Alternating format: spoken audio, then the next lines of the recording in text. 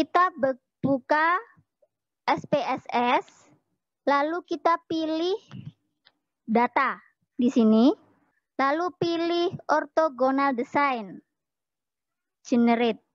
Kemudian di sini akan muncul generate orthogonal design.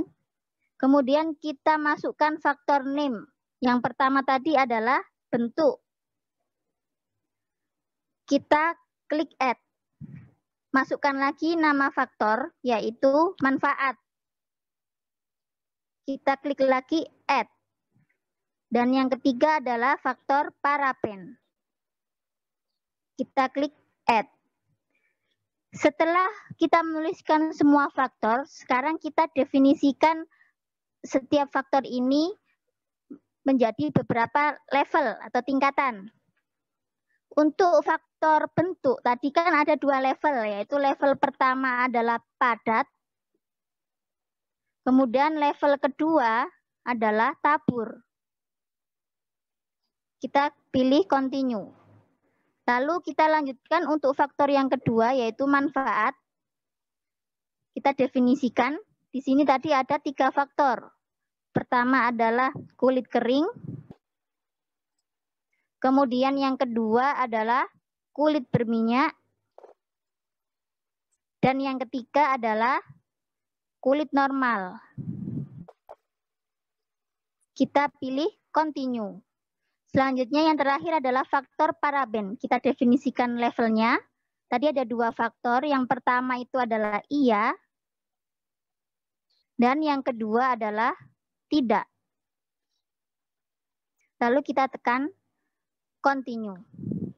Selanjutnya kita melakukan penyimpanan data. Di sini ada data file. Kita pilih create new data file. Kita tekan. Kemudian tuliskan alamatnya. Di sini kita klik file. Misalkan kita mau menyimpannya itu di data E. Kemudian kita bikin di folder. Misalkan di sini saya pakai nama saya foldernya yaitu Elva. Nah, kita klik di sini. Oh, maaf. Kembali. Mana tadi? Nah, di sini kita kasih nama. Hasil outputnya itu apa ya? Misalkan saja stimuli. Lalu kita save. Lalu kita tekan OK. Nah, nanti hasilnya itu akan tersimpan di data E. Ini ada catatan. Jadi yang paling penting dalam analisis conjoint itu adalah yang pertama, kita simpan filenya itu dengan kata yang sederhana dan mudah untuk diingat. Lalu yang kedua, kita harus mengingat atau jika perlu kita mencatat alamat di mana Anda menyimpan file tersebut. Sebagai contoh tadi saya sudah membuat hasil output ortogonalnya, kemudian saya simpan di data E pada folder Elva dengan nama file stimuli. Maka kalau kita buka alamat data ini, akan muncul seperti ini, stimuli.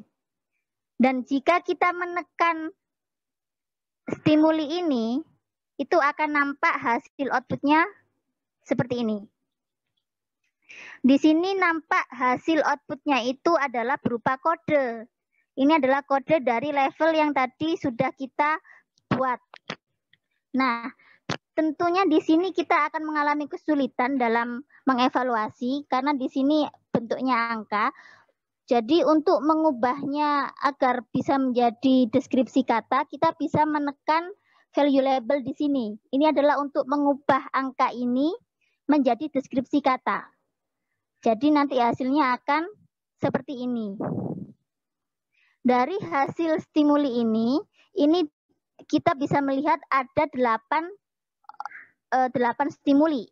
Yang pertama adalah bedak yang bentuknya itu tabur, kemudian manfaatnya kulit kering, dan tidak mengandung paraben. Ini stimuli pertama. Stimuli yang kedua adalah bedak bentuknya tabur, untuk kulit normal, kemudian parabennya ya ada. Begitulah cara interpretasi dari setiap stimuli. Nah, stimuli yang ada di sini nanti tujuannya adalah kita berikan kepada responden untuk dinilai. Jadi sebaiknya nanti dari hasil output SPSS ini kita pindahkan ke Excel seperti ini. Jadi nanti kita bikin di sini tabelnya nomor stimulinya, kita beri simbol P. Kemudian ini adalah deskripsinya, bentuk, manfaat, dan paraben. Lalu nanti kita meminta responden untuk menilai setiap stimuli ini. Jadi nanti satu responden itu menilai 8 stimuli. Dengan skor penilaiannya ini di sini kita misalkan 1 sampai 5. Nah, nanti kita input sampai 20 responden. Sebenarnya untuk jumlah responden itu semakin banyak semakin bagus. Tapi nanti di sini kita hanya menggunakan contoh 20 responden. Inilah yang disebut dengan utility. Jadi penilaian dari setiap responden. Selanjutnya kita ubah format datanya menjadi seperti ini. Jadi kita ubah di sini respondennya, kemudian di sini adalah stimulinya. Ini adalah nilai utility-nya. Nah, dari data Excel ini kita transfer datanya ke SPSS. Kita pindah ke SPSS. Di sini kita copy paste. Selanjutnya ini kita kasih nama, ID. ID ini maksudnya adalah responden. Responden 1 sampai ke 20. Kemudian di sini itu P1, P2, P3, dan P8. Ini adalah stimulinya. Selanjutnya yang penilaian ini, yaitu 5, 3, 4, dan seterusnya. Ini adalah utility-nya atau penilaian dari responden terhadap stimuli. Setelah kita pindah ke SPSS, kita simpan di folder yang sama dengan alamat stimuli, yaitu di data E folder alpha. Kita kasih nama misalkan di sini bedak. Nah, di sini selanjutnya kita melakukan proses conjoin. Jadi kita memakai sinteks nanti. Pertama adalah formatnya seperti ini. Kita ketik conjoin plan, kemudian kita isikan letak di mana data stimuli disimpan.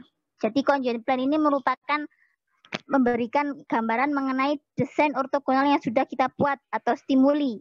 Alamatnya tadi adalah di data E folder alpha, nama filenya adalah stimuli. Save ini maksudnya berarti kita tadi menyimpan filenya itu dalam bentuk format SPSS.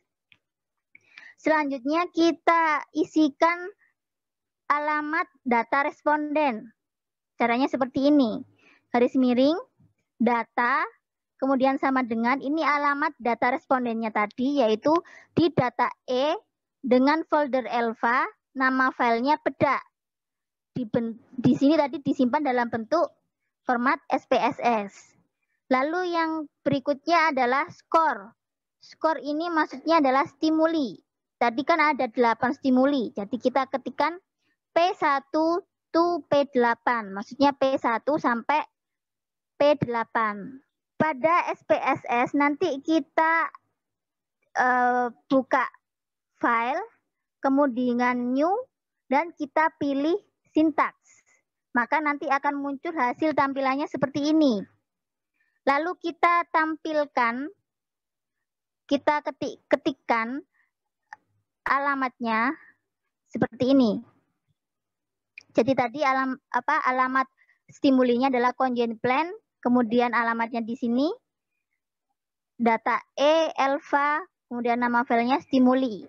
Kemudian berikutnya alamat data respondennya adalah data E alpha bedak save. Ini adalah alamatnya. Lalu untuk stimulinya skor P1 sampai P8. Pastikan dalam penulisan dalam sintaks ini benar. Karena nanti kalau kita ada yang salah sedikit, maka nanti akan terjadi error dan hasilnya tidak bisa keluar. Setelah itu, kita pilih run, lalu kita pilih all. Maka nanti akan muncul hasilnya seperti ini. Pada hasil output ini akan ada 3 jenis hasil output yang akan kita evaluasi lebih jauh, yaitu utilities, importance value, dan correlation. Pertama, kita lihat dulu uji kesesuaian modelnya, yaitu goodness of fit. Di sini kita bisa melihat pada tabel correlation, pada value, persons error, dan kendall Stowe. Kita lihat nilai signifikansinya. Syaratnya tadi adalah memenuhi asumsi jika signifikansinya kurang dari 5%. Kita lihat di sini dia memenuhi asumsi. Karena di sini nilainya 0,001 dan di sini 0,005. Artinya datanya ini sudah fit. Kemudian kita analisis hasil estimasi utility. Jadi di sini nanti kita bisa menilai kira-kira karakter produk yang menjadi preferensi responden. Tadi ada 3 faktor. Bentuk, manfaat, dan paraben. Lalu di sini ada levelnya untuk masing-masing faktor. Kemudian di sini ada utility estimate. Cara interpretasinya adalah, misalkan untuk bentuknya, bentuk bedaknya, kira-kira responden itu menyukai bentuk seperti apa? Kita lihat nilai utility estimate-nya. Untuk padat, nilainya di sini kan negatif. Kemudian untuk tabur nilainya positif. Artinya responden lebih memilih bentuk bedak yang tabur. Kita pilih nilai utility estimate yang positif. Lalu untuk manfaat, di sini ada levelnya kulit kering, kulit berminyak, dan kulit normal. Kita bisa lihat di sini yang bernilai positif adalah kulit normal. Maka responden menilai manfaat yang untuk bedak itu adalah untuk kulit normal. Selanjutnya, faktor paraben. Di sini yang bernilai positif adalah tidak. Artinya responden itu lebih menyukai produk bedak yang tidak mengandung paraben. Jadi kalau kita tuliskan seperti ini hasilnya. Produk yang menjadi preferensi responden adalah bedak yang bentuknya itu tabur, kemudian manfaatnya itu kulit normal, kemudian parabennya itu tidak ada. Jadi nanti perusahaan itu bisa mengambil keputusan produk yang akan diluncurkan adalah dengan ciri-ciri yang seperti ini. Selanjutnya kita analisis rata-rata nilai berdasarkan kepentingan. Kita lihat pada tabel importance value. Jadi di sini kita melihat kira-kira faktor apa sih yang dianggap paling penting oleh responden. Jadi urutannya adalah di sini kita lihat nilai yang paling besar adalah manfaat, kemudian paraben, dan bentuk. Sehingga kesimpulannya yang dianggap penting adalah pertama manfaat, kemudian paraben, dan selanjutnya adalah bentuk. Jadi seperti inilah proses dari aplikasi analisis conjoin. Nanti Anda bisa melakukan penelitian sederhana sebagai bahan latihan. Misalkan nanti Anda ingin menilai sekolah apa yang diinginkan oleh responden. Atau mungkin produk sepatu apa yang diinginkan oleh responden. Seperti itu ya. Lalu Anda nanti bisa mengikuti langkah-langkah seperti yang tadi sudah saya sampaikan. Nah, baiklah, demikianlah materi kita terkait dengan analisis conjoin. Semoga bermanfaat dan saya sampaikan terima kasih atas perhatiannya. Saya akhiri. Assalamualaikum warahmatullahi wabarakatuh.